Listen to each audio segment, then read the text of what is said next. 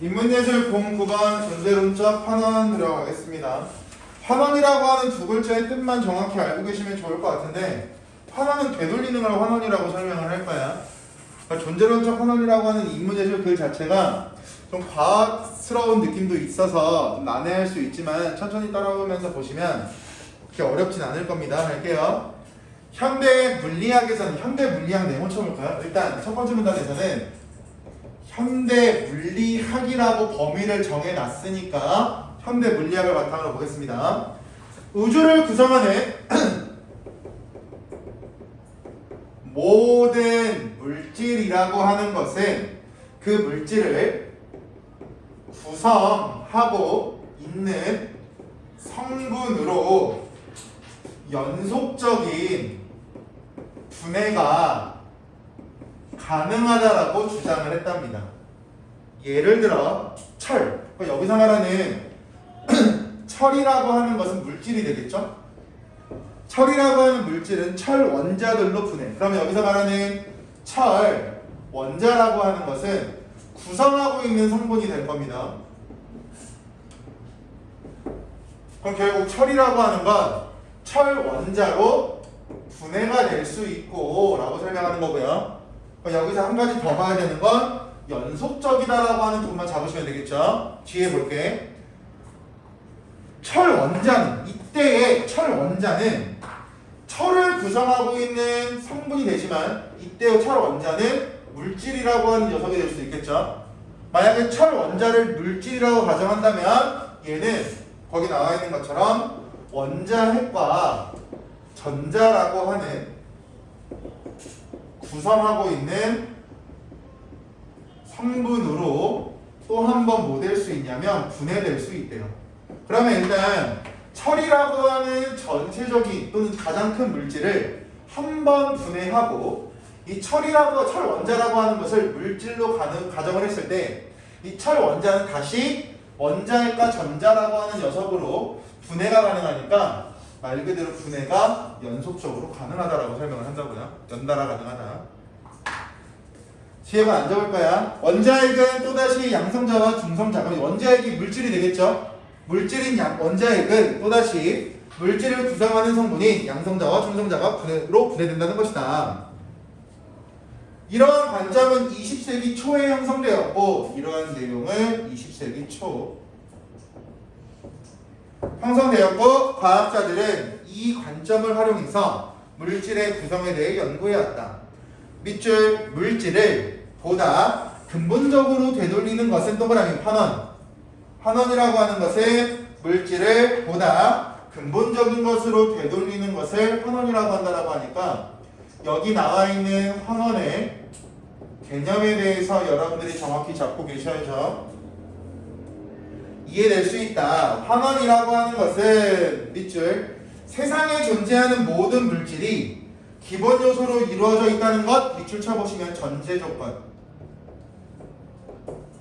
세상에 존재하는 모든 물질이 기본 요소로 이루어져 있어야 근본적인 것으로 되돌릴 수가 있겠죠.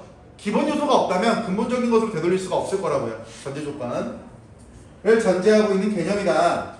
이 개념을 바탕으로 존재론적 환원이라고 하는 것은 다양한 수준의 물질이 갖고 있는 부분과 전체의 관계에서 밑줄 전체의 속성이 전체를 구성하는 부분들의 속성과 부분들 사이에 상호작용으로 이루어져 있다고 가정하고 있다. 그럼 여기서 중요한 건 뭐냐면 상호작용이라는 네 글자가 나오는데 상호작용, 즉 부분과 전체 간 상호작용이 가능하다라고 하는 건 되돌릴 수 있다, 즉 환원이 가능하다라고 해석하시면 되고요. 부분과 전체가 상호작용한다라고 하는 건 전체가 되기도 하고 부분이 되기도 하고 왔다 갔다 한다. 반면에 상호작용이 불가능하다라고 하는 건 환원을 할 수가 없다라고 이해하시면 뒤에 나오는 내용들이 이해가 되실 겁니다. 상호작용이라는 말이 여기서 중요합니다. 부분과 전체 간 상호작용 가능, 그럼 환원이 가능. 부분과 전체 간 상호작용이 불가능, 환원 불가능.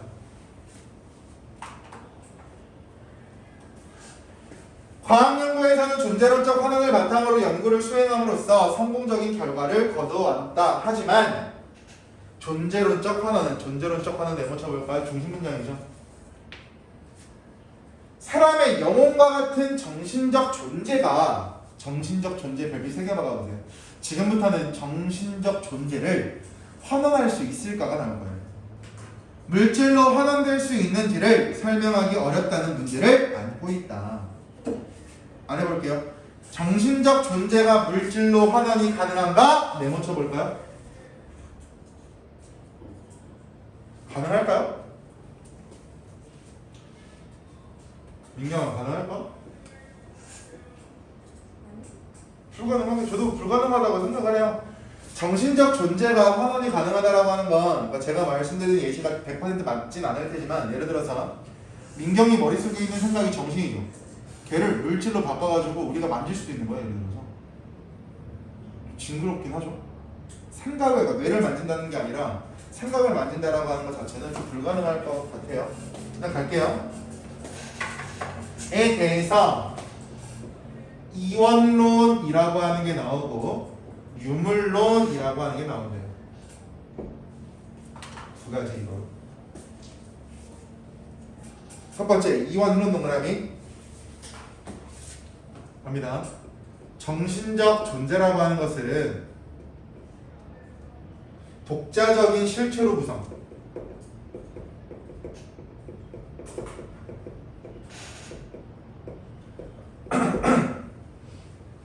독자적이라고 하는 건 독립적이라고 하는 말이라고 봐도 특이사항은 없겠죠. 독자적인 물체로 실체로 구성되어 있는 거기 때문에 결론 내립니다. 환원이 불가능하다. 불가능하다. 그럼 왜 그러냐면 잘 봐. 독립적이다, 독자적이다라고 하는 건 상호작용이 가능할까요? 불가능할까요? 불가능할까요? 불가능할 거예요. 예를 들어서 여러분들이 대학생이 됐습니다. 행복하시죠?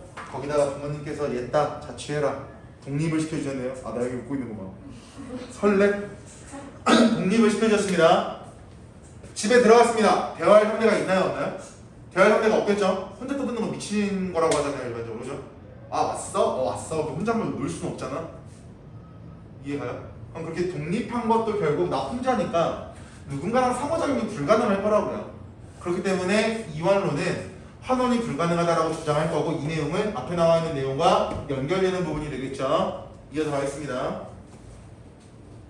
하지만 이원론은 오랫동안 정신적 존재라고 여겨왔던 대상들이 복잡한 물질 현상으로 이해할 수 있게 되었다는 점에서 설득력 약화. 얘는 결국 설득력이 약화되었는데 그 이유는 방금 읽었던 문장이 될 테니까 제가 적지 않을게요. 정신적 존재라고 여겨왔던 것들이 물질 현상으로 이해할 수 있게 되었기 때문에 정신적 존재는 독자적인 실체다라고 설명하는 게 불가능하다고요.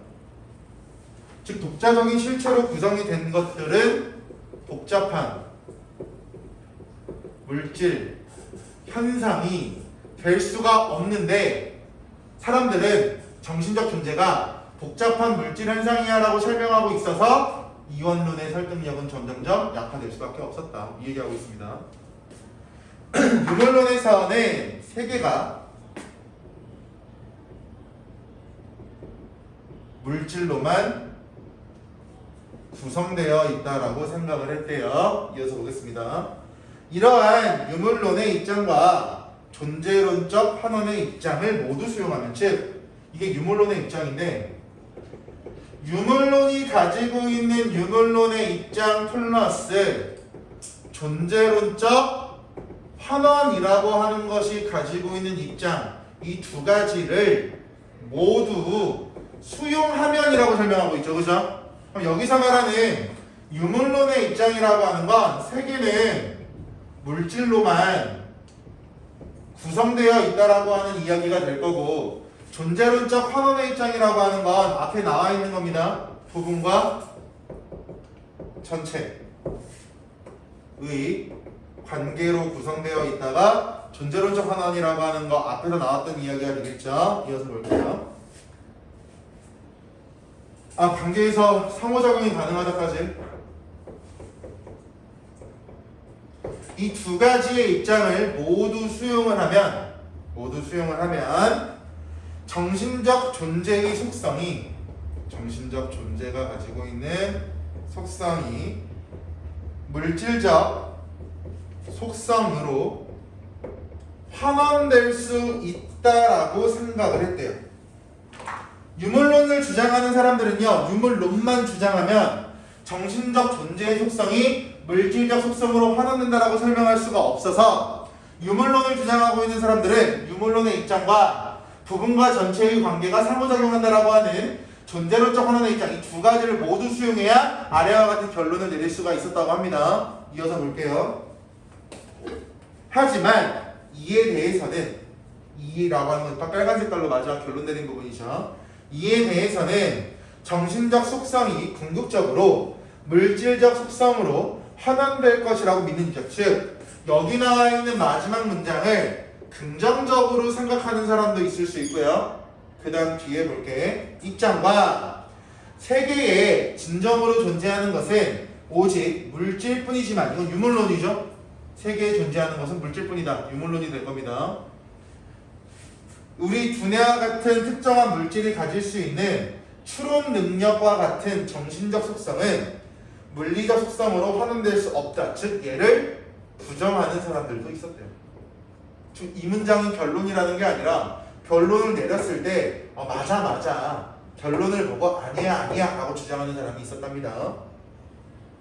전자는 긍정하는 사람이 되겠죠.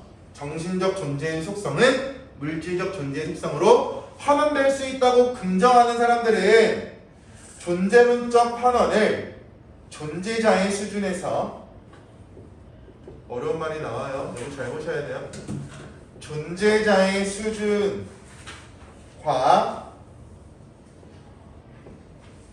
이어서 할게요. 속성의 수준에서 모두 주장하는 것이고, 후자는 앞에 나와 있는 것을 부정하는 사람들이죠. 부정하는 사람들은 존재론적 환원을 오직 존재자의 수준에서만 수용하는 것이다. 이게 무슨 말이냐면, 존재자의 수준과 속성의 수준이라고 하면 여기서 말하는 존재자라고 하는 건 존재하는 대상이라고 봐도 되고요. 존재하는 사람이라고 봐도 되겠죠.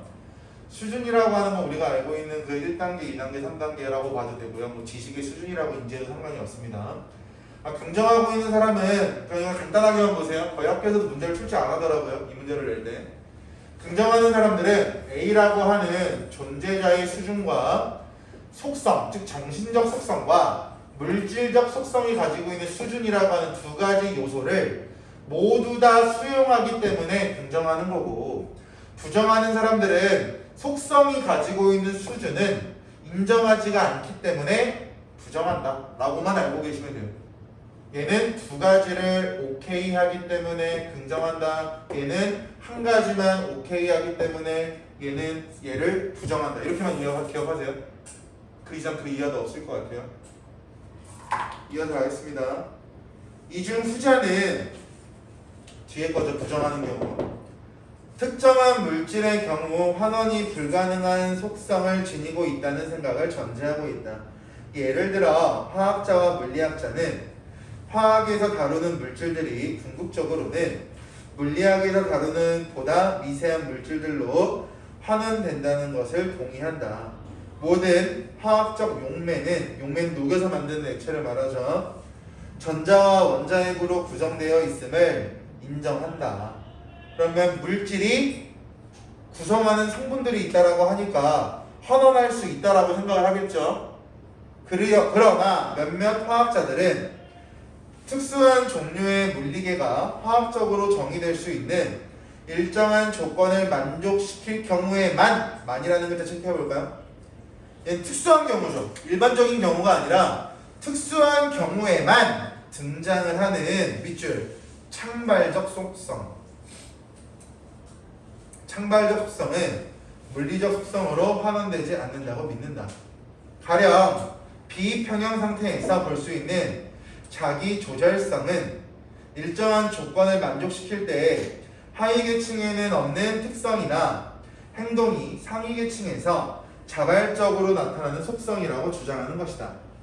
이 주장을 하는 화학자들은 후자의 입장을 수용하는 거고, 이에 반대하는 사람들은 전자의 입장을 수용하는 것이다. 여기서 말하는 창발적 속성이라고 하는 건 물질을 구성하는 부분에서 찾아보기 어려운 것을 창발적 속성이라고 합니다. 부정하는 사람들은 창발적 속성을 믿는 거고요. 물질을 구성하는 요소에서 볼 수가 없으니까. 반면에 긍정하는 사람들은 그것을 부정하니까 당연히 긍정할 수밖에 없을 거고요. 이어서 가겠습니다. 물리적 세계의 물질들이 기본 입자들로 환원된다는 경험적 증거가 압도적으로 많기 때문에 존재론적 환원은 긍정하는 사람들의 입장을 따라서 존재자의 수준과 속성의 수준 모두에서 세계 전체에 대한 설명이 가능할 것처럼 보이기도 한다. 예를 들어서 인간의 염색체를 구성하는 기본 요소인 염기의 배열 순서를 읽어내면 인간의 다양한 형질이라고 하는 특성이라고 보시면 됩니다. 특징이 발현되는 현상에 대한 생물학적 근거를 규명할 수 있을 것처럼 보이는 것이다. 하지만 세모쳐 보시면 반론을 펼치는 사람들의 입장만 정리하시면 됩니다. 하지만 이러한 주장에 대해서는 다양한 반론이 제기될 수 있다. 우선 네모 1번 개체주의적 입장에서의 반론, 즉 존재론적 환원에 대한 반대 입장이라고 보시면 됩니다. 존재론적 환원에 대한 반대 입장을 펼치는 개체주의적 입장에서의 반론이 가능하다. 이들은 물질을 구성하고 있는 부분들이 지닌 속성들과 밑줄 각각 독립적으로 존재하니까 개체주의적 입장을 가지고 있는 사람들은 환원이 불가능하다고 보겠죠. 독립적이면 상호작용이 불가능할 거고, 상호작용이 불가능하면 환원이 불가능할 테니까 반론을 펼칠 겁니다. 이거 근거로 바탕으로. 따라서 물질과 부분들의 속성은 상호작용을 하지 않기 때문에 밑줄 단순히 부분들의 속성들의 합, 단순하게 부분들이 더해진 것인지 환원은 불가능해 라고 말하는 게 개체주의죠. 다음으로 네모 인과론적 입장에서의 반론, 존재론적 환원에 대한 반론 두 번째. 이들은 어떤 물질이 그 물질을 구성하고 있는 부분들로 환원되기 위해서는 물질과 부분의 특성 사이에 인과적 관계가 존재해야 한다고 주장한다. 따라서 밑줄 어떤 물질이 그 물질을 구성하고 있는 부분의 특성 사이에 인과적 관계가 존재하지 않는다면 환원이 불가능. 즉 인과적 관계 있어? 없어? 그럼 없으면 안 돼. 있어? 그럼 될 수도 있겠네. 이렇게 생각하는 게 인과주의적 입장들. 마지막으로 네모 양자 역학 입장. 양자역학을 주장하는 사람들은 간단해요. 그냥 안 돼 이렇게 말할 거야. 무조건 안 돼 이렇게만 말할 겁니다. 이들은 미시세계에서는 어떤 물질을 이루고 있는 각 부분들의 상태가 서로 독립적이지 않고 밑줄 중첩이라고 하는 건 포개져 있는 거죠.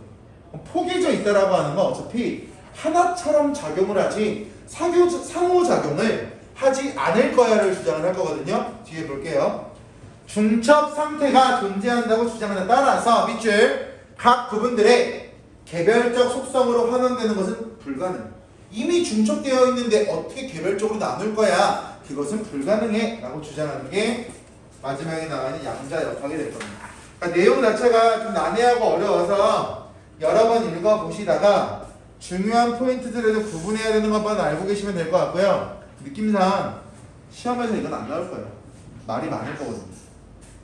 객관적으로 시험에서는 예를 들면 내용일치 문제나 마지막에 봤던 개체주의적 입장, 인과주의적 입장, 양자역학 이 세 가지를 비교하는 문제를 내거나 아니면 부분과 전체 간의 상호작용이라고 했을 때 동그라미가 환원인지 X가 환원인지에 대해서 물어보지 그 이상 낼 수가 없어요.